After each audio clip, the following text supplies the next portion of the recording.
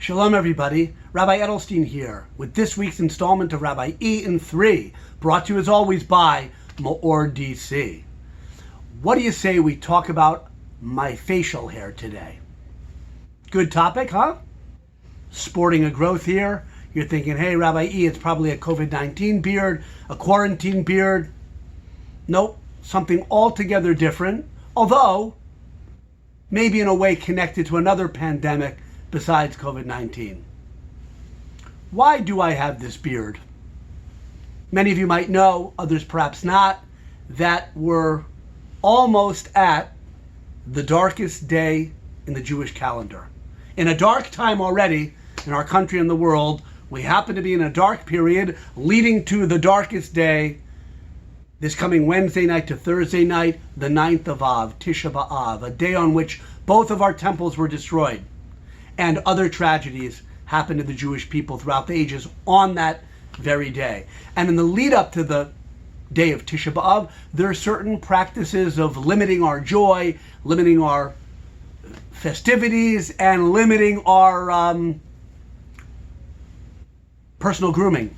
And not shaving or taking haircuts, actually starting 3 weeks before and leading up until Tisha B'Av is one of the laws. Hence, Rabbi E's Tisha B'Av beard, or we call it the 3 weeks beard. Now that had nothing to do with a pandemic of COVID, thank God. But it had to do with a pandemic of hating each other, disunity, what's called sinat chinam, baseless hatred. Because the Talmud, in talking about both temples and how it came to be that they were destroyed, and I don't mean by whom, the Babylonians the first, Romans the second, but how could it happen that the Jewish people, given a Torah and given a beautiful land and given a temple, which was the focus of our spiritual life as a nation, a place on earth where we could feel and perceive God, godliness in a completely unique way, how did that get taken away from us? Rather, how did we lose it? So the first temple, that generation was guilty of idolatry mostly, certain other things, but the second temple, period, which we're much closer to in time and in mentality. We're really the aftermath, if you will, the diaspora that we live in, the aftermath of that second temple destruction. It was caused by sinat chinam, hatred between Jewish people for no reason. That's a pandemic. I don't think there's any vaccine for, well, the Torah itself, with its guidelines, is the proper vaccine, the proper antidote, the proper medicine, if we would only take it and take it to heart. So I'm a little itchy. I don't know what it looks like. I guess you can vote thumbs up or thumbs down on that.